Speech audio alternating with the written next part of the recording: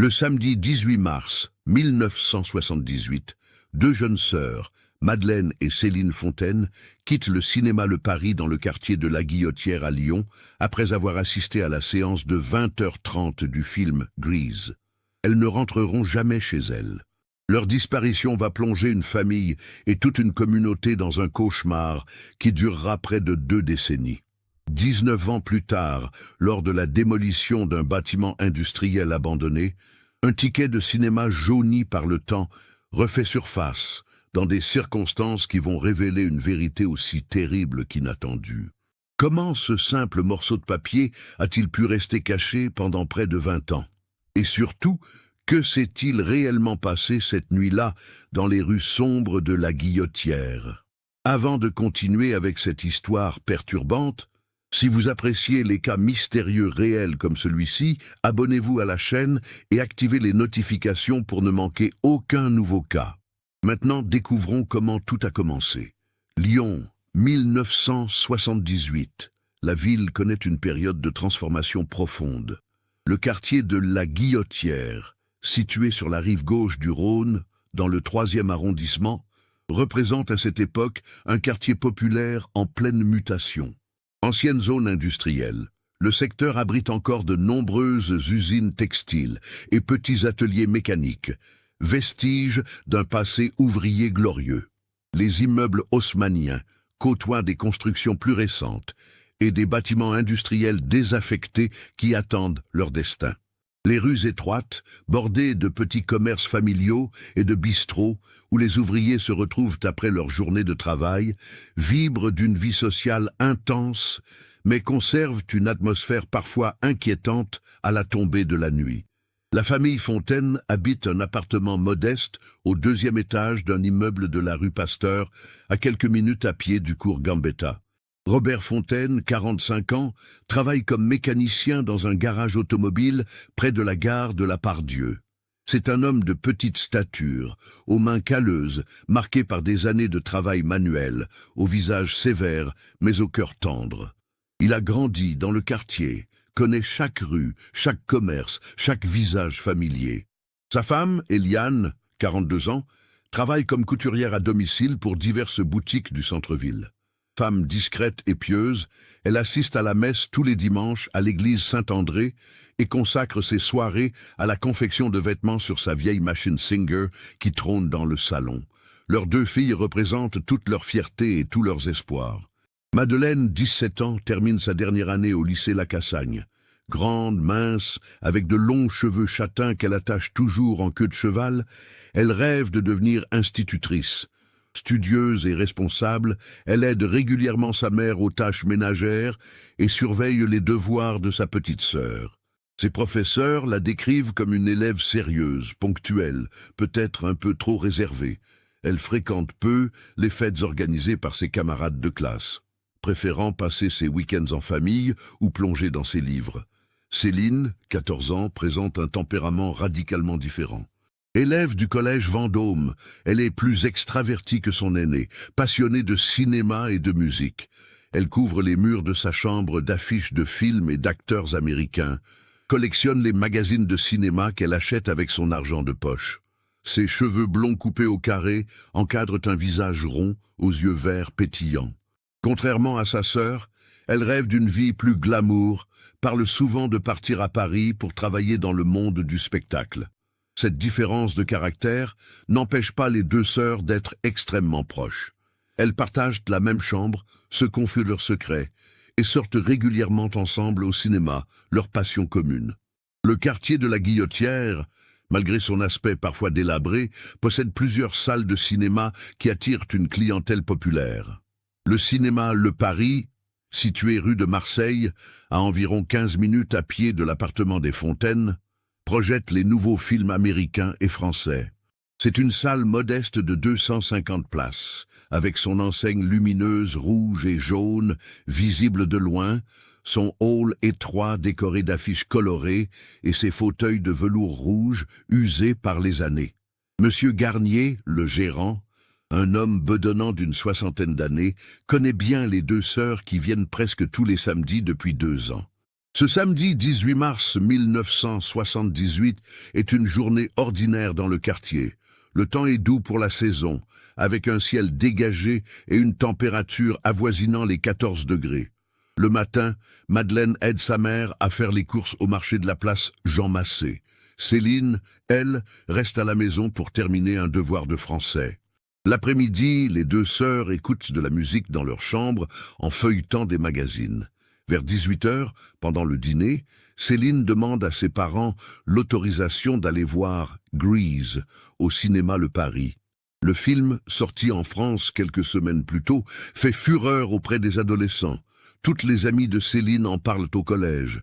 Robert hésite d'abord. Il n'aime pas que ses filles sortent le soir, même dans le quartier. Mais Eliane intervient, rappelant que ce n'est qu'à quelques rues, que les filles ont l'habitude du trajet, et que Madeleine, toujours si sérieuse, accompagnera sa petite sœur. Finalement, il accepte à condition qu'elle rentre immédiatement après la séance. La séance de 20h30 se termine vers 22h30.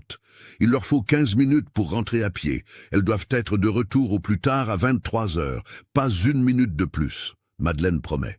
Les deux sœurs enfilent leur manteau, un imperméable beige pour Madeleine, une veste en jean pour Céline, et partent vers 19h45, chacune avec un petit sac à main.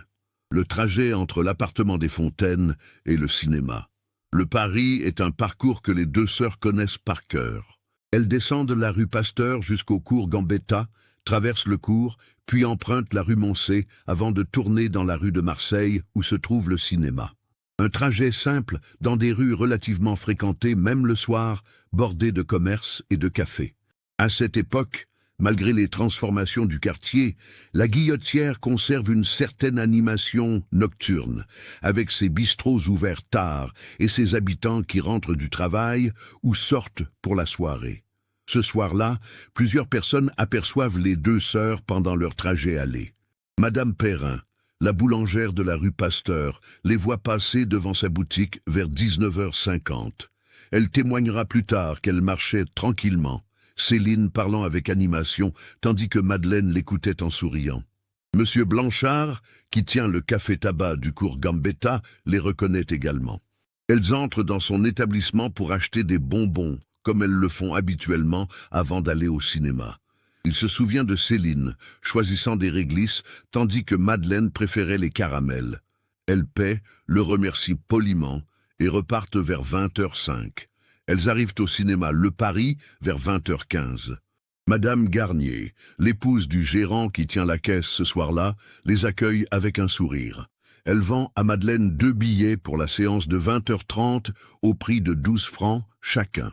Madeleine paie avec un billet de 50 francs que son père lui a donné, reçoit sa monnaie et les 2 billets rectangulaires de couleur jaune pâle avec le nom du cinéma imprimé en lettres rouges, le titre du film, la date et l'heure de la séance. Les deux sœurs entrent dans la salle vers 20h25. Quelques autres spectateurs sont déjà installés. La salle n'est qu'à moitié pleine. Environ 120 personnes selon les estimations ultérieures. Personne ne remarque particulièrement les deux sœurs pendant la projection. Assises au milieu de la salle, une dizaine de rangées derrière l'écran, elles regardent le film comme les autres spectateurs. Un couple de jeunes assis quelques rangs devant elles se souviendra vaguement avoir entendu Céline rire aux scènes musicales. La séance se déroule normalement, sans incident. Le film se termine vers 22h35. Les lumières se rallument progressivement.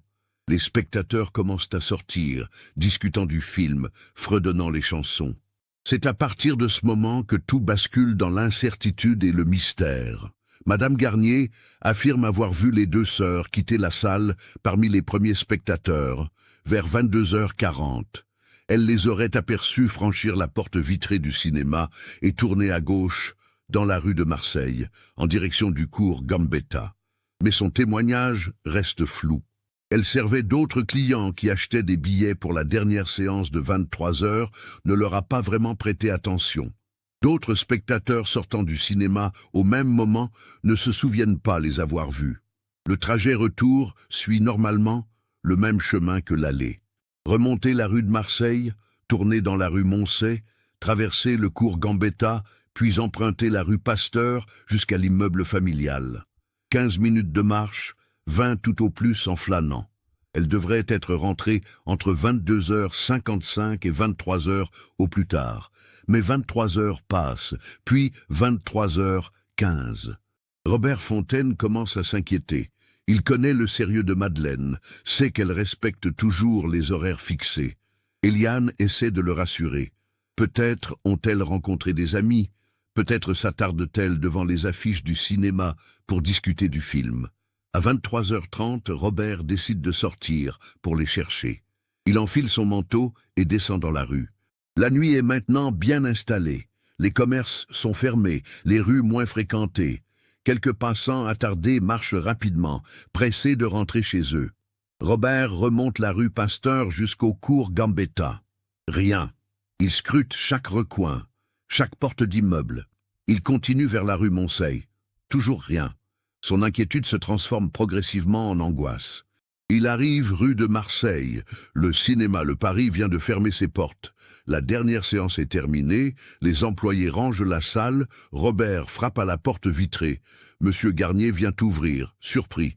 Robert explique rapidement la situation. Ses filles sont venues voir le film de 20h30, elles auraient dû rentrer il y a 1 heure.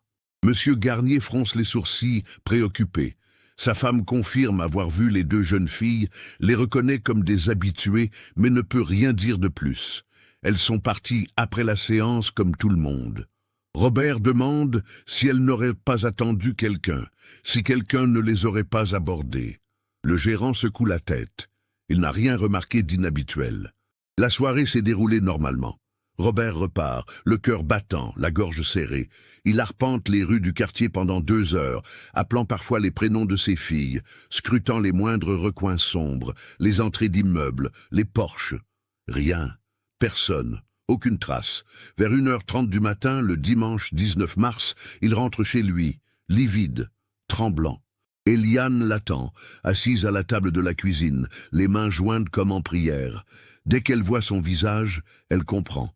Un cri monte dans sa gorge, qu'elle étouffe en portant la main à sa bouche. Robert décroche le téléphone et appelle le commissariat du 3e arrondissement. Un fonctionnaire de permanence prend note de sa déclaration. 2 jeunes filles disparues depuis la sortie du cinéma. Le policier pose des questions. Leur âge, leur description physique, leurs vêtements, l'heure exacte de leur dernière apparition confirmée. Il explique à Robert que dans ce genre de situation, les jeunes rentrent généralement d'elles-mêmes, dans les heures qui suivent. Peut-être ont-elles décidé de prolonger leur soirée avec des amis, peut-être se sont-elles égarées. Robert insiste. Ces filles ne sont pas comme ça. Madeleine est responsable, elle aurait appelé. Quelque chose ne va pas, il le sent. Le fonctionnaire promet qu'une patrouille va être envoyée pour faire une première recherche dans le quartier.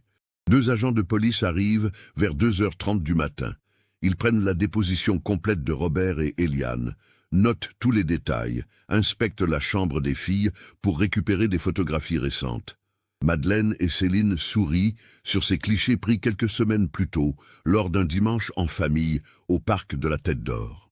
Les policiers repartent en assurant aux parents qu'ils vont tout faire pour retrouver leur fille rapidement. Les premières 24 heures sont cruciales dans ce genre de disparition. Le dimanche matin, à l'aube, la nouvelle se répand dans le quartier. Les voisins, alertés par les allées et venues nocturnes et les pleurs d'Eliane, commencent à frapper à la porte des Fontaines pour proposer leur aide. Monsieur Delacroix, le voisin du 4e étage, ancien résistant pendant la guerre, prend l'initiative d'organiser une première battue. Une vingtaine d'habitants du quartier se rassemblent dans la matinée. Ils se répartissent par groupes de 3 ou 4 et commencent à fouiller méthodiquement le secteur. Ils inspectent les cours intérieures des immeubles, les caves, les hangars abandonnés, les terrains vagues, les berges du Rhône toutes proches. Rien. La police lance officiellement l'enquête le dimanche après-midi. L'inspecteur Marc Valentin, un homme d'une 50aine d'années aux cheveux grisonnants et au regard fatigué, prend le dossier en charge. Vétéran de la police judiciaire lyonnaise, il a l'habitude des affaires délicates. Il interroge personnellement les parents, les voisins, revient au cinéma pour parler aux employés et aux spectateurs de la séance. Il fait placer des affiches avec les photos des deux sœurs dans tout le quartier et les commissariats de Lyon. Il contacte les hôpitaux, la morgue, vérifie s'il n'y a pas eu d'accident signalé dans la nuit. Les jours suivants apportent des témoignages contradictoires et flous.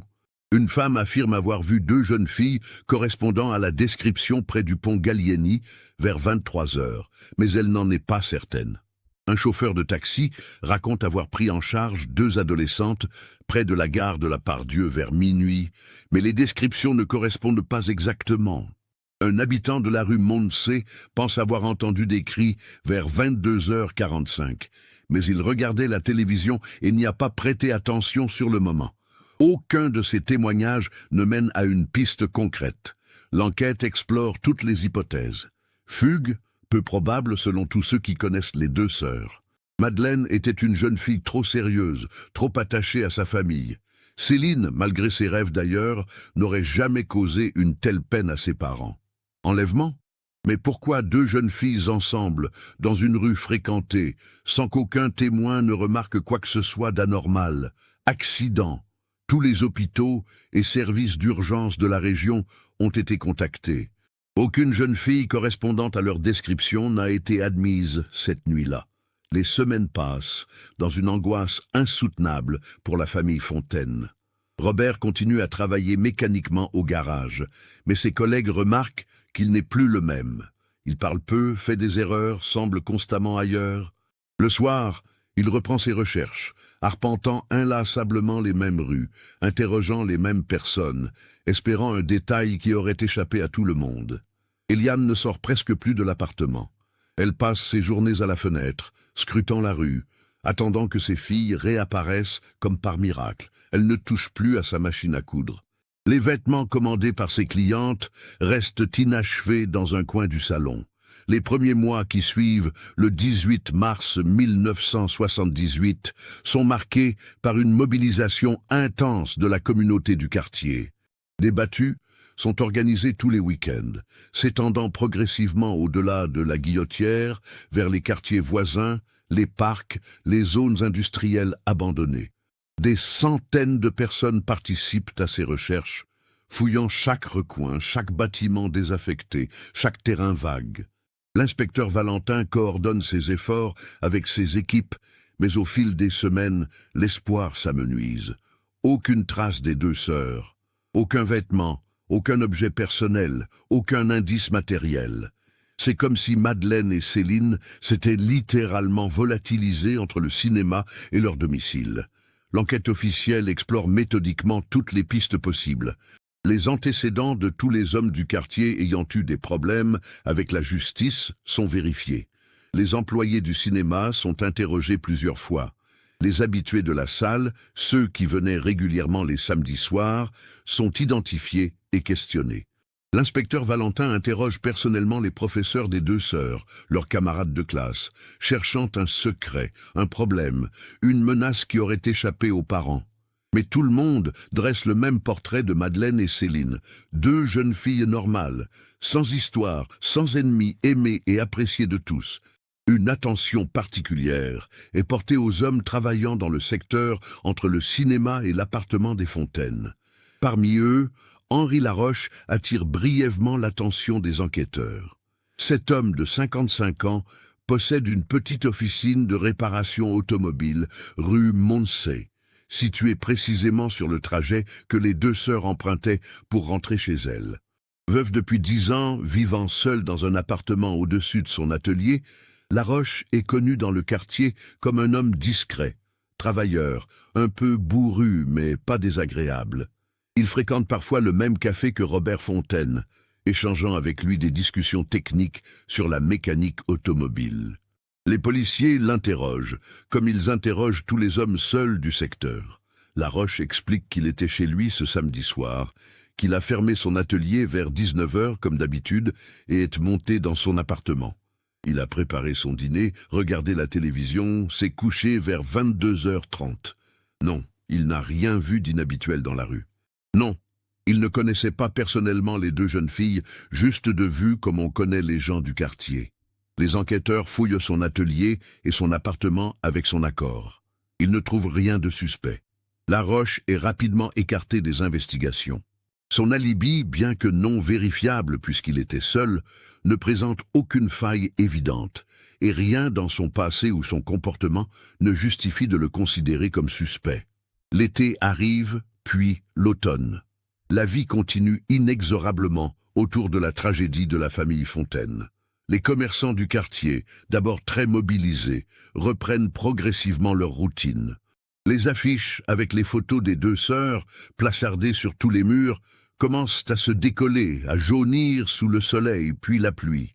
De nouvelles affiches sont régulièrement collées, mais elles aussi finissent par être recouvertes par d'autres annonces, d'autres événements. La vie du quartier reprend son cours, et peu à peu, le souvenir de Madeleine et Céline s'estompe dans la mémoire collective, reste vivace seulement pour ceux qui les ont vraiment connus. Robert et Eliane refusent cette normalisation. Leur appartement devient un sanctuaire figé dans le temps. La chambre des filles reste intacte exactement comme elle était le 18 mars. Les lits sont faits, les vêtements pliés dans l'armoire, les affiches de cinéma toujours accrochées au mur. Eliane y entre chaque jour, ouvre les fenêtres pour aérer et poussette les meubles comme si ses filles allaient rentrer d'un moment à l'autre. Elle refuse de toucher à quoi que ce soit, de déplacer le moindre objet. Robert, lui, ne rentre plus dans cette chambre. Il ne supporte pas de voir ces espaces vides, ces lits où personne ne dort, ces affaires qui n'attendent plus personne. Les années passent lentement, douloureusement. 1979, 1980, 1981. L'enquête reste officiellement ouverte mais n'avance plus. L'inspecteur Valentin, malgré sa détermination initiale, doit se résigner.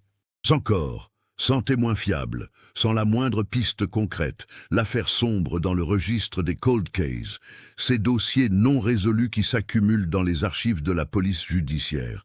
Périodiquement, quand un corps de jeune femme est découvert quelque part en France, l'affaire est brièvement réexaminée, mais les identifications ne correspondent jamais. La famille Fontaine développe des mécanismes de survie différents face au deuil impossible. Robert se réfugie dans le travail, acceptant toutes les heures supplémentaires, tous les dépannages d'urgence.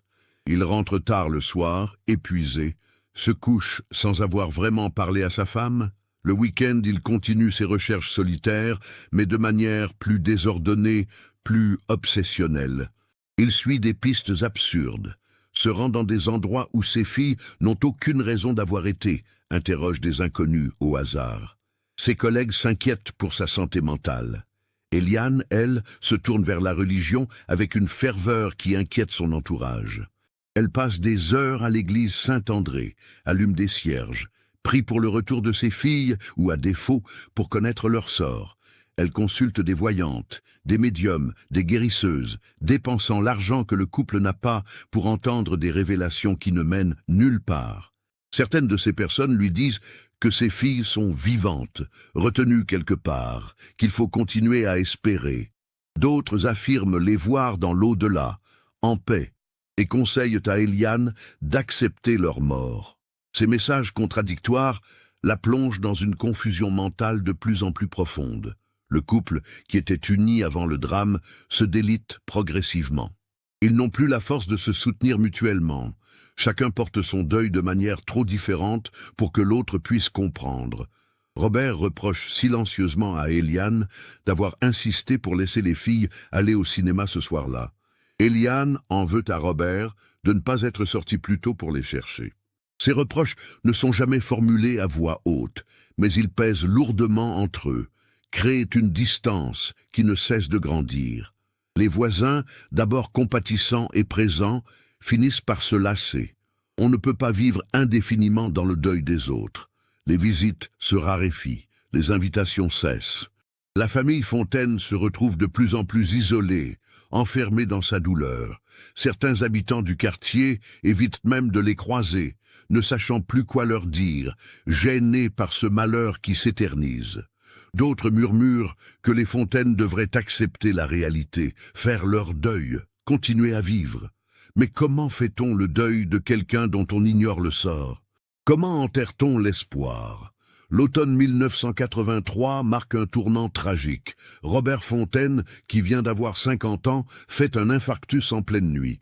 Eliane appelle les secours.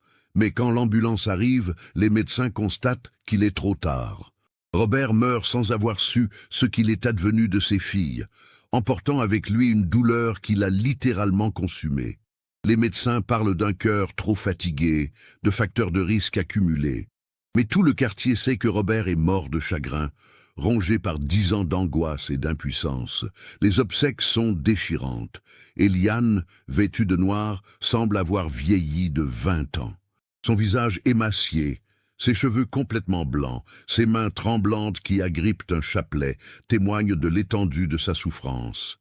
Elle suit le cercueil de son mari comme un automate, soutenu par 2 voisines. Pendant la cérémonie à l'église Saint-André, elle s'effondre en sanglots, criant les prénoms de ses filles, comme si elle les appelait à venir dire adieu à leur père. La scène bouleverse tous les présents. Même Henri Laroche, venu présenter ses condoléances, comme beaucoup d'habitants du quartier, semble profondément touché, le visage grave, les yeux humides. Après la mort de Robert, Eliane sombre dans une forme de semi-folie. Elle refuse de quitter l'appartement de la rue Pasteur, malgré les conseils de ses sœurs qui voudraient qu'elle vienne vivre avec elle. Elle ne peut pas partir, explique-t-elle. Si ses filles reviennent, il faut qu'elle soit là pour les accueillir. Elle vit désormais de la maigre pension de veuve et de l'aide sociale, survit plus qu'elle ne vit. La chambre des filles reste toujours intacte, sanctuaire poussiéreux où le temps s'est arrêté un soir de mars 1978. Eliane y passe des heures, assise sur le lit de Madeleine, tenant dans ses mains les vêtements de Céline, parlant à ses filles comme si elles étaient présentes. Les années 90 arrivent.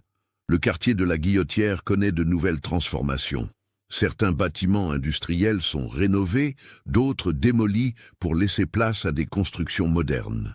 La population change, se diversifie. De nouveaux habitants arrivent, ignorant tout du drame qui a frappé la famille Fontaine. Les anciens du quartier, ceux qui se souviennent, sont de moins en moins nombreux. L'histoire des 2 sœurs disparues devient une légende locale, un fait divers ancien que l'on mentionne parfois en passant, mais qui n'émeut plus vraiment. Henri Laroche continue à tenir son atelier de réparation, rue Moncey. Il a maintenant plus de 70 ans, mais travaille encore, recevant une clientèle fidèle, qui apprécie son savoir-faire et ses tarifs honnêtes. Il vit toujours seul dans son appartement au-dessus de l'atelier, mène une existence routinière et solitaire. Quelques fois par an, il croise Eliane Fontaine dans la rue. Il la salue respectueusement, lui demande de ses nouvelles, exprime sa compassion. Elle répond par monosyllabes, le regard vide, prisonnière de son chagrin. Ces brèves rencontres semblent peser sur Laroche. Les témoins remarquent qu'il a toujours l'air troublé après avoir parlé à la mère des filles disparues, qu'il rentre chez lui plus voûté, le visage fermé. En 1993, 15 ans après le drame, l'inspecteur Valentin prend sa retraite. Avant de partir, il range soigneusement tous les dossiers en cours, y compris celui des sœurs Fontaine. Il relit une dernière fois les témoignages, examine les photos, étudie les cartes du quartier. Il voudrait tellement offrir une réponse à cette pauvre femme qui attend encore. Mais il n'a rien de nouveau à apporter. Le dossier rejoint les archives, classé parmi les affaires non élucidées. Un nouveau jeune inspecteur en prend théoriquement la charge, mais dans les faits, personne ne travaille plus activement sur ce cold case vieux de 15 ans. Au début de l'année 1997, la municipalité de Lyon lance un vaste projet de rénovation urbaine dans le quartier de la Guillotière. L'objectif est de moderniser certaines zones, de démolir les vieux bâtiments industriels abandonnés qui défigurent le paysage et représentent des risques pour la sécurité publique. Parmi les structures concernées figure un ancien entrepôt textile situé rue Montesquieu, à 2 rues du cinéma Le Paris. Ce bâtiment de 3 étages, construit au début du XXe siècle, est désaffecté depuis le milieu des années 70. Ses fenêtres sont murées, sa façade délabrée, son toit partiellement effondré. Des herbes folles poussent dans les fissures de ses murs. Les habitants du quartier l'ont surnommé « la ruine » et évitent de passer trop près, surtout la nuit. L'entreprise de démolition Martel & Fils obtient le contrat municipal pour détruire cette verrue urbaine. Fin janvier 1997, une équipe de 6 ouvriers commence les travaux de préparation. Avant la démolition proprement dite, il faut débarrasser le bâtiment de tous les matériaux récupérables ou dangereux, tuyauterie en cuivre, câblage électrique, amiante, réservoirs éventuels. C'est un travail long et fastidieux dans un bâtiment aussi ancien et délabré. Le contremaître de l'équipe, Didier Martel, 45 ans, fils du fondateur de l'entreprise, coordonne les opérations. Ces hommes progressent étage par étage, pièce par pièce. Le rez-de-chaussée, qui abritait autrefois les machines à tisser, ne contient plus grand-chose. Le premier étage, ancienne zone de stockage, est encombré de vieux rouleaux de tissus moisis, de caisses en bois pourri, de débris divers accumulés au fil des décennies. Le deuxième étage, réservé jadis aux bureaux administratifs, présente un enchevêtrement de pièces étroites, séparées par des cloisons en bois et en plâtre. C'est le mardi 4 février 1997, en début d'après-midi, que se produit la découverte qui va tout changer. 2 ouvriers, Laurent Perret et Samir Benali, travaillent dans une pièce du deuxième étage, arrachant les anciennes cloisons pour faciliter la démolition ultérieure. Ils attaquent un mur qui sépare ce qui fut un bureau d'un couloir étroit. En frappant avec leur masse, ils remarquent que le son produit n'est pas homogène. Une partie du mur sonne creux. Intrigués, ils redoublent d'efforts à cet endroit précis. Soudain, une section de la cloison s'effondre, révélant un espace vide d'environ 2 mètres de large sur 1,50 m de profondeur. Ce n'est pas une simple cavité dans le mur, c'est un compartiment délibérément créé, dissimulé derrière un faux mur parfaitement construit pour se fondre avec le reste de la cloison. L'ouverture dégage une odeur nauséabonde de moisie, de poussière et de quelque chose d'autre, une odeur organique, décomposée, qui fait reculer les 2 hommes. Laurent s'approche prudemment, sort sa lampe torche de sa ceinture, éclaire l'intérieur du compartiment. Ce qu'il voit le fige sur place. Il recule brusquement, le visage blême, et se précipite vers les escaliers en criant à son collègue de ne pas regarder, d'appeler immédiatement le contremaître. Samir, malgré l'avertissement, ne peut s'empêcher de jeter un coup d'œil. Il aperçoit, entassé dans ce réduit sombre, ce qui ressemble à des vêtements en lambeaux, des chaussures et surtout des ossements humains. Didier Martel monte en courant, arrive essoufflé au 2e étage. Laurent, encore sous le choc, lui explique la situation en bégayant. Le contremaître s'approche du trou dans le mur, braque sa propre lampe à l'intérieur. Il reste immobile pendant de longues secondes, scrutant les détails, essayant de comprendre ce qu'il voit. Puis il ordonne fermement à ses hommes de quitter immédiatement les lieux, de redescendre au rez-de-chaussée et de ne toucher à rien. Il sort son téléphone portable et compose le numéro de la police. 20 minutes plus tard, 3 voitures de police arrivent en trombe, rue Montesquieu, sirènes hurlantes. Les agents établissent rapidement un périmètre de sécurité autour du bâtiment, interdisent l'accès à quiconque. Les badauds commencent à se rassembler, intrigués par cette agitation inhabituelle. Les rumeurs se répandent rapidement dans le quartier. On a trouvé quelque chose dans la vieille ruine, un corps, peut-être plusieurs. L'inspecteur Christophe Moreau, de la brigade criminelle, arrive sur les lieux vers 15 heures. C'est un homme de 42 ans, méthodique et expérimenté, qui a repris plusieurs cold cases depuis sa mutation à Lyon 3 ans plus tôt. Accompagné de 2 techniciens de la police scientifique, il gravit précautionneusement les escaliers branlants jusqu'au 2e étage. Les ouvriers lui ont indiqué l'emplacement exact. Il s'approche du trou dans le mur, chausse ses gants en latex, sort une lampe puissante. Ce qu'il découvre dans ce compartiment secret le trouble profondément. Des restes humains, indubitablement, mais pas seulement. Des vêtements féminins des années 70, remarquablement bien préservés malgré l'humidité et le temps. Un imperméable beige, une veste en jean, 2 paires de chaussures, des ballerines, 2 sacs à main en cuir, leur contenu partiellement détérioré mais toujours identifiable, et surtout, posé au sommet du macabre amas, comme s'il avait été délibérément placé là, un petit rectangle de papier jaune pâle, étonnamment intact. L'inspecteur Moreau le photographie in situ avant de le saisir délicatement avec des pinces. Il l'examine sous sa lampe. C'est un ticket de cinéma. Le nom de la salle est encore lisible. Cinéma Le Paris. Le titre du film, Grease. Et la date, imprimée en petits chiffres rouges, 18 mars 1978. Le cœur de l'inspecteur Moreau se met à battre plus fort. Il connaît cette date.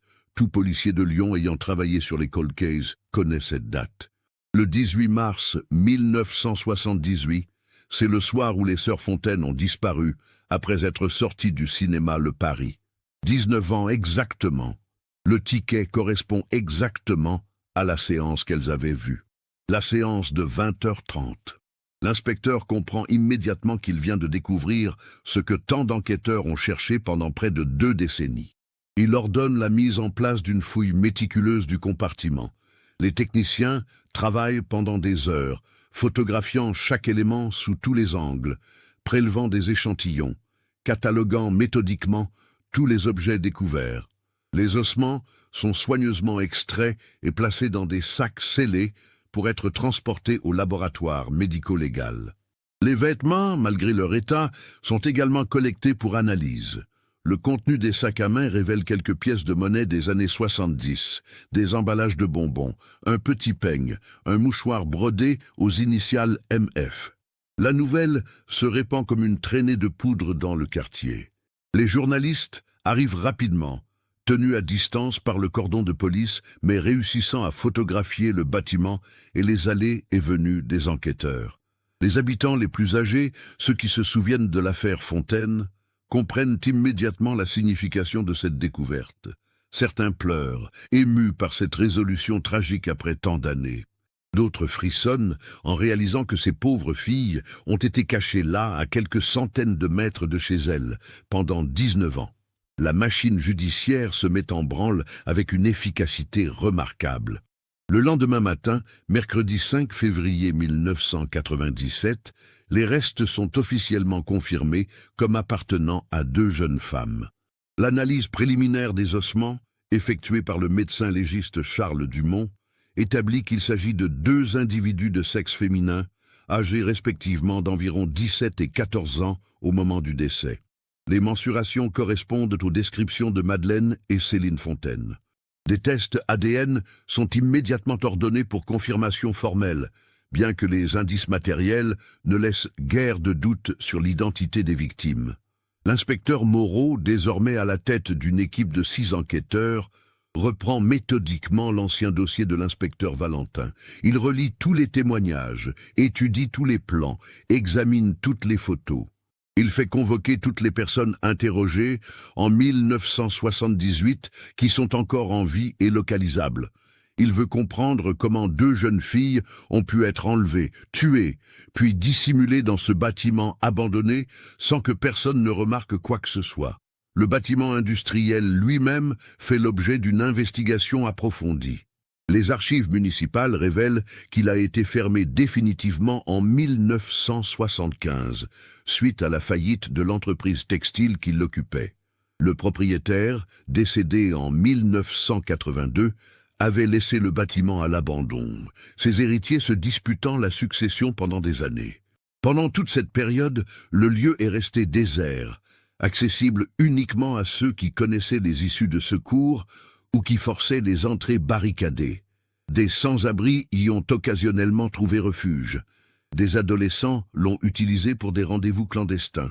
Mais personne n'a jamais découvert le compartiment secret du 2e étage.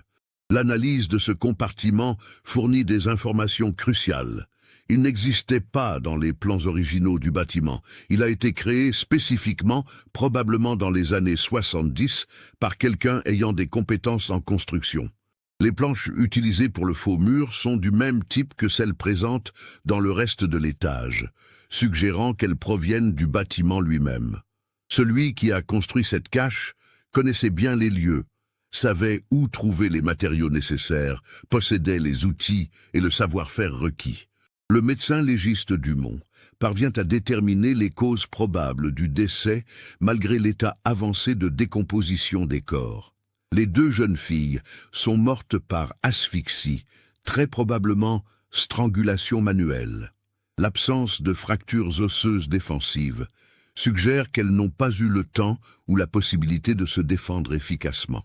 L'ordre et la disposition des vêtements dans le compartiment indiquent qu'elles ont été placées là peu après leur mort, leurs affaires soigneusement rangées avec elles. Le ticket de cinéma, posé au-dessus, semble avoir été délibérément mis en évidence, comme une signature ou un message. Jeudi 6 février, l'inspecteur Moreau reçoit une information qui oriente radicalement l'enquête. Un ancien employé de l'entreprise textile, retrouvé grâce aux archives de la Sécurité sociale, se souvient qu'en 1975, juste avant la fermeture définitive, l'entreprise avait fait appel à un réparateur local pour quelques travaux d'urgence sur les machines. Ce réparateur venait d'un petit atelier de la rue Moncey. L'ancien employé ne se rappelle plus son nom exact, mais il se souvient que c'était un homme seul, d'une 50aine d'années, qui avait travaillé plusieurs jours dans le bâtiment, seul, ayant libre accès à tous les étages. L'inspecteur Moreau vérifie les registres commerciaux de l'époque. Un seul atelier de réparation automobile et mécanique existait rue Moncey en 1975, l'atelier d'Henri Laroche. Le nom déclenche immédiatement une alerte dans l'esprit de l'inspecteur, Laroche. Il relit le dossier original. Henri Laroche avait été brièvement interrogé en mars 1978, comme tous les hommes seuls du secteur, puis rapidement écarté des investigations. Mais maintenant, avec cette nouvelle information, l'homme prend une dimension différente. Laroche avait les moyens, l'opportunité et les connaissances techniques pour créer le compartiment secret. Son atelier se trouve sur le trajet exact entre le cinéma et l'appartement des Fontaines. Il connaissait le bâtiment industriel pour y avoir travaillé. Il vivait seul, sans témoin de ses allées et venues. Et surtout, il côtoyait régulièrement Robert Fontaine, fréquentait les mêmes lieux que la famille, avait vu les deux sœurs grandir dans le quartier. L'inspecteur Moreau décide d'agir avec prudence. 19 ans se sont écoulés. Les preuves directes seront difficiles à établir. Il faut éviter d'alerter le suspect avant d'avoir rassemblé suffisamment d'éléments. Il ordonne une surveillance discrète de Laroche et lance des vérifications approfondies sur son passé, ses habitudes, ses relations. Les résultats des tests ADN arrivent vendredi 7 février. Confirmation formelle. Les restes découverts sont bien ceux de Madeleine et Céline Fontaine. L'inspecteur Moreau sait qu'il doit maintenant informer Eliane. C'est une mission qu'il redoute. Comment annonce-t-on à une mère, après 19 ans d'attente et d'espoir, que ses filles sont mortes, qu'elles ont été assassinées et cachées à quelques rues de chez elle? Le samedi matin 8 février, accompagné d'une assistante sociale et d'un psychologue, l'inspecteur Moreau se rend rue Pasteur. Il gravit les escaliers jusqu'au 2e étage, frappe doucement à la porte de l'appartement des Fontaines. Eliane ouvre, le visage creusé, les cheveux blancs en désordre, vêtue d'une robe noire élimée. Quand elle voit les 3 visiteurs, son regard s'embue immédiatement. Elle sait, avant même qu'ils ne prononcent un mot, elle sait que ce moment qu'elle a attendu et redouté pendant tant d'années est enfin arrivé. L'inspecteur Moreau lui annonce aussi délicatement que possible la découverte des corps, la confirmation de l'identité de ses filles. Eliane Chancel s'appuie au chambranle de la porte. Elle ne pleure pas, elle ne crie pas. Elle reste simplement figée, comme si son corps et son esprit refusaient d'intégrer l'information. Puis elle murmure d'une voix presque inaudible « Elles sont rentrées, mes petites sont enfin rentrées ». L'assistante sociale l'aide à s'asseoir.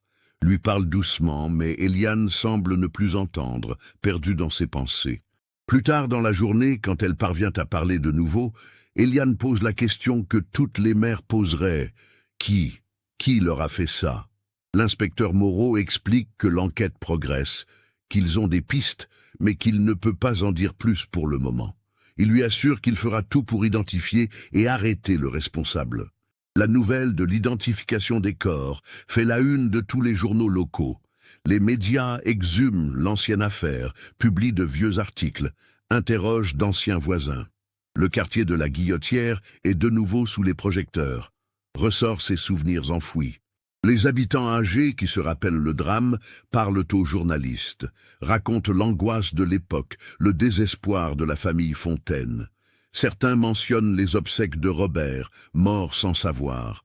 D'autres évoquent Téliane, cette femme brisée qui a attendu pendant près de 20 ans. Pendant ce temps, l'équipe de Moreau intensifie ses recherches sur Henri Laroche. Les enquêteurs découvrent des éléments troublants dans son passé. Dans les années 50, alors qu'il vivait encore dans un village près de Grenoble, Laroche avait été soupçonné d'avoir importuné une jeune fille de 15 ans. L'affaire n'avait jamais été officiellement poursuivie, la famille de la jeune fille ayant préféré ne pas porter plainte, mais les rumeurs avaient poussé Laroche à déménager à Lyon. Plus tard, en 1967, une cliente de son atelier avait signalé à la police qu'il l'avait mise mal à l'aise par des remarques déplacées. Là encore, aucune suite judiciaire, juste un avertissement verbal. Ses antécédents, bien que mineurs et anciens, dressent le portrait d'un homme dont le comportement envers les femmes, particulièrement les jeunes, n'était pas irréprochable. Mais ce ne sont pas des preuves.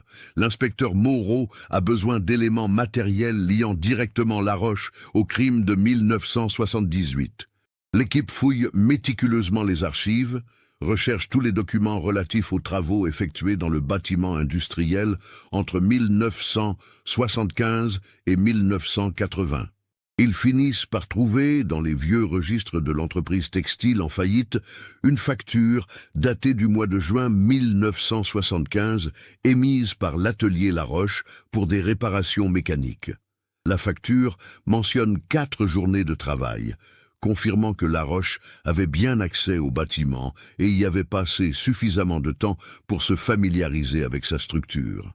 Mardi 11 février, l'inspecteur Moreau décide qu'il est temps d'interroger formellement Henri Laroche, mais il veut d'abord fouiller son atelier et son appartement. Il obtient un mandat de perquisition du juge d'instruction. Le mercredi matin 12 février, à 6 heures, 6 policiers en civil se présentent à l'atelier de la rue Moncey. Laroche, qui vit selon une routine immuable, est en train de prendre son café dans la petite cuisine de son appartement quand ils frappent à sa porte. Il ouvre, surpris, interrogateur. L'inspecteur Moreau se présente, montre son badge et le mandat. Laroche devient pâle. Il demande de quoi il s'agit. Moreau répond simplement qu'ils doivent fouiller les lieux dans le cadre d'une enquête en cours. Laroche ne résiste pas, s'écarte pour les laisser entrer.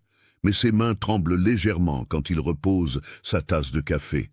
La fouille dure 5 heures. Les policiers inspectent chaque recoin de l'atelier et de l'appartement. Ils saisissent des outils, examinent d'anciennes factures et carnets de rendez-vous, photographient les lieux. Dans un placard de l'appartement, au fond d'une boîte en carton contenant de vieilles photos, ils découvrent quelque chose d'étrange. Une collection d'articles de journaux découpés, tous relatifs à la disparition des sœurs Fontaine. Les articles couvrent la période de mars 1978 à 1982. Certains sont jaunis, froissés, comme s'ils avaient été manipulés de nombreuses fois. L'inspecteur Moreau tient la boîte dans ses mains, examine les coupures une à une. Il observe Laroche qui se tient debout près de la fenêtre, les bras croisés, le visage fermé. « Pourquoi conservez-vous tous ces articles sur les sœurs Fontaine ?» demande-t-il calmement. Laroche hésite, puis répond d'une voix rauque. « Parce que je connaissais leur père. C'était un homme bien. Cette histoire m'a touché, comme tout le quartier. » Moreau hoche la tête lentement. « Suffisamment touché pour découper méticuleusement chaque article pendant 4 ans ?» Laroche ne répond pas. Henri Laroche est conduit au commissariat pour un interrogatoire formel. Il n'est pas encore en état d'arrestation, mais la situation est claire. Il est le suspect principal. Dans la salle d'interrogatoire, face à l'inspecteur Moreau et à une psychologue criminelle, Dr Sophie Laurent, Laroche reste d'abord silencieux. Il fixe la table devant lui, les mains jointes, le visage impénétrable. Moreau laisse s'installer un long silence, puis commence doucement. Monsieur Laroche, vous avez travaillé dans le bâtiment de la rue Montesquieu en 1975. Nous en avons la preuve. Laroche acquiesce presque imperceptiblement. Oui, des réparations sur des machines. Je m'en souviens vaguement. Moreau sort de son dossier des photos du compartiment secret. Ce compartiment n'existait pas dans les plans originaux. Il a été construit par quelqu'un qui connaissait le bâtiment, qui avait des compétences en menuiserie et construction, qui savait où trouver les matériaux sur place. Laroche regarde les photos sans expression. Moreau continue. Vous êtes mécanicien, mais vous savez aussi travailler le bois et le plâtre, n'est-ce pas? Votre atelier contient tous les outils nécessaires. Nous les avons vus ce matin. Laroche ne répond toujours pas. La docteure Laurent intervient alors d'une voix douce. Monsieur Laroche, vous avez gardé ces articles de journaux pendant des années. C'est un comportement qui suggère que cette affaire ne vous a jamais quitté, qu'elle pesait sur votre conscience. Pour la première fois, quelque chose craque dans l'expression de Laroche. Ses yeux se remplissent de larmes qu'il tente de refouler. Sa voix, quand il parle enfin, est à peine audible. Je n'ai jamais voulu que ça arrive. Je n'ai jamais voulu. Il s'arrête, respire profondément, tremble de tout son corps. L'inspecteur Moreau attend, immobile. La docteure Laurent pose doucement sa main sur la table, proche mais sans toucher Laroche. Qu'est-ce que vous n'avez jamais voulu, Henri? Et alors, après 19 ans de silence, après 19 ans de mensonges et de dissimulation, Henri Laroche se met à parler. Les mots sortent lentement d'abord, puis de plus en plus vite, comme un barrage qui cède.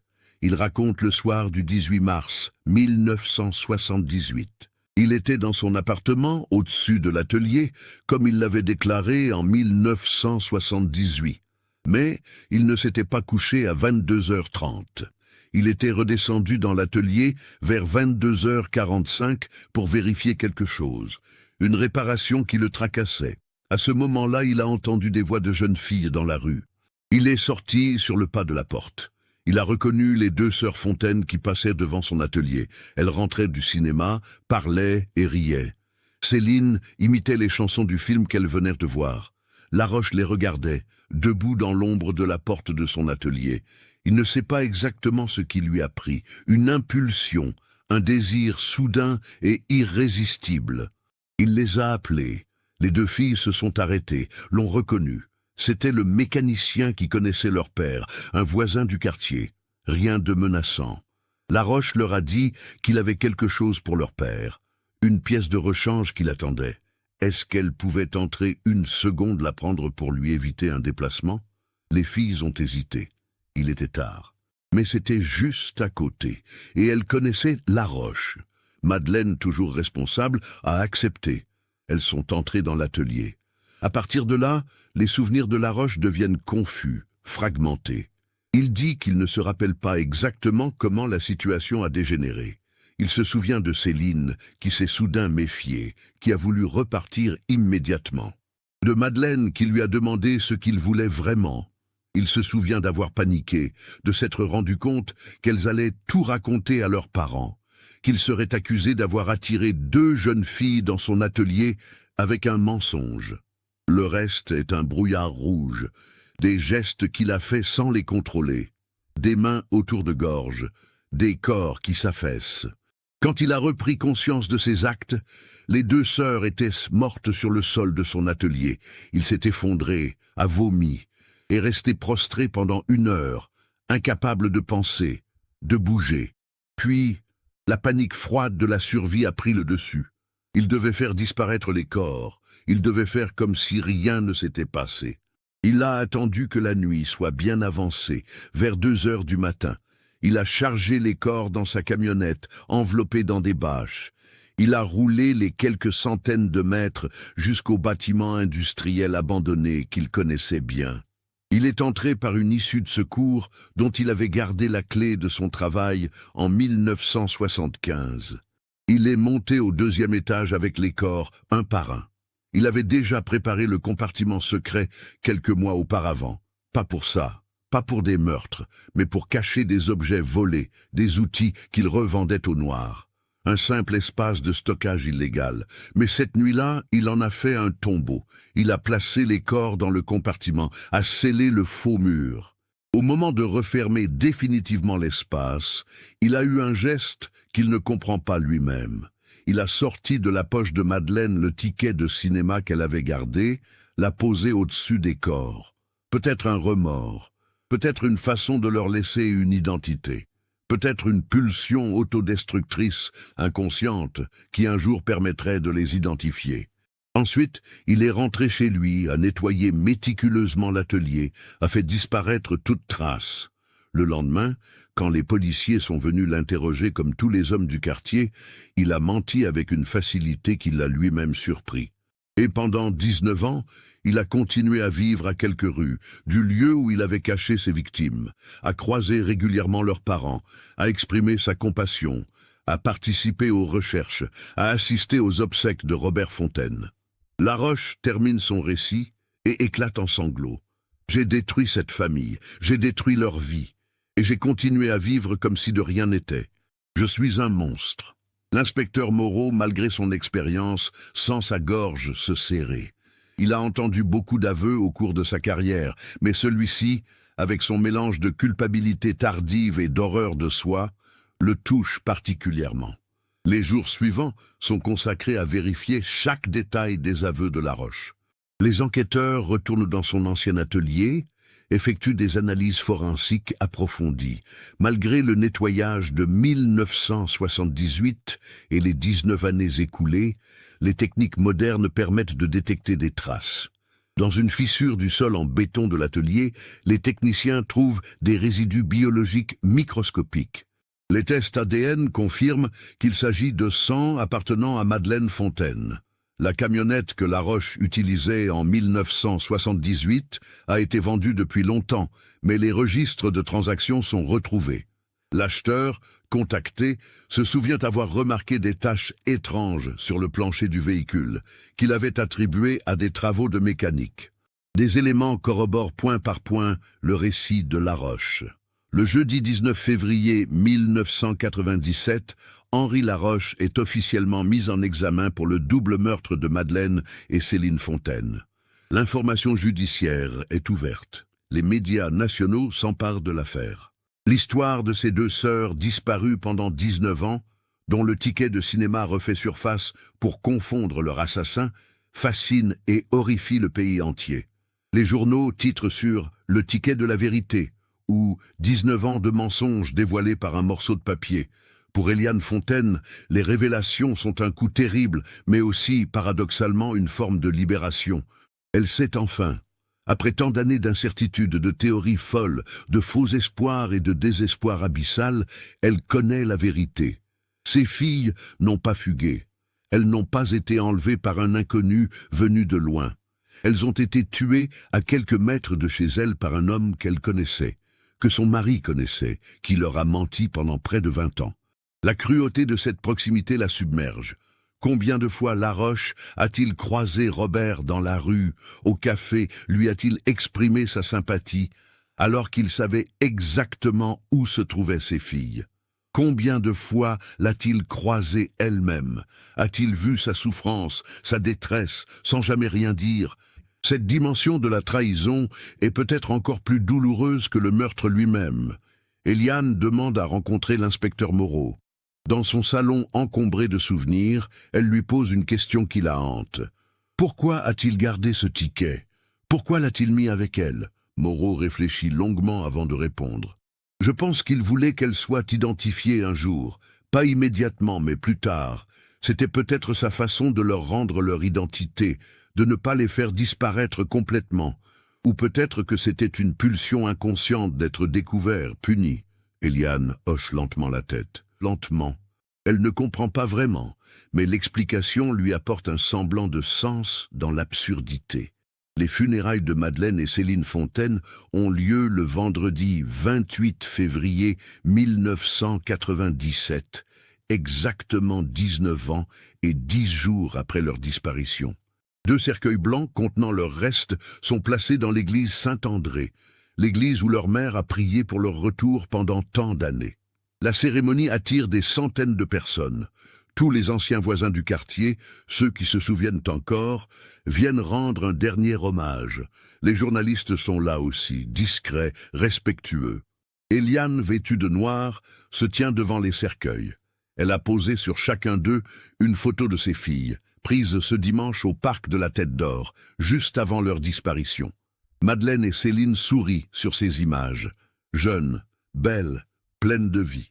Eliane pleure doucement mais avec une dignité qui émeut tous les présents.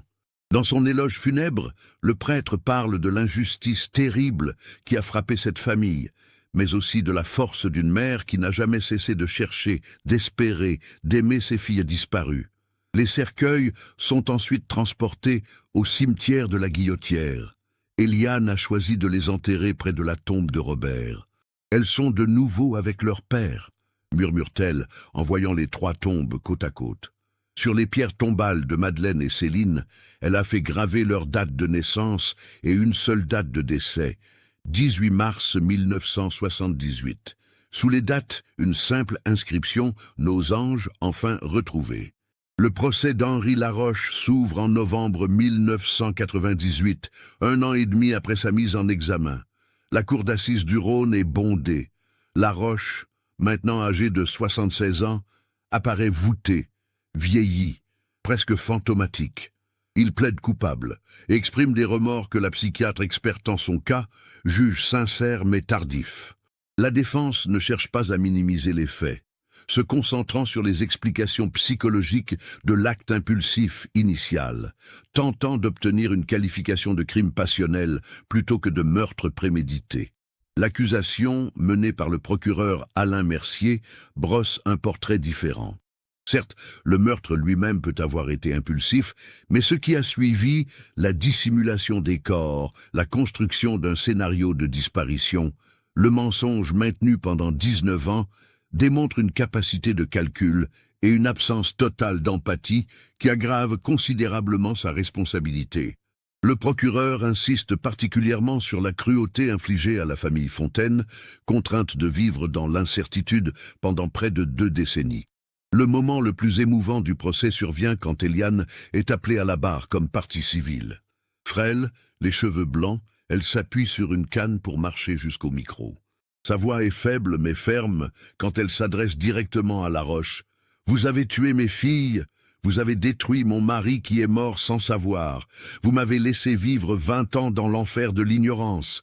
Vous m'avez volé les funérailles de mes enfants, le deuil que j'aurais dû faire. Vous avez continué votre vie alors que la mienne s'était arrêtée cette nuit de mars. Je ne peux pas vous pardonner.